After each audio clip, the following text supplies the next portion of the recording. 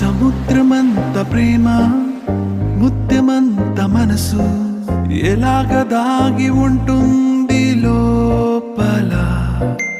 ఆకాశమంత ప్రణయం చుక్కలాంటి హృదయం ఇలాగ బయట పడుతోంది లాంటి ప్రాణం నడి మేఘానితో ప్రయాణం.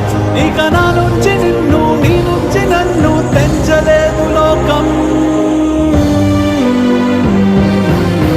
జల జల జలపాతం నువ్వు సెల సెల సెల ఏరుని నేను.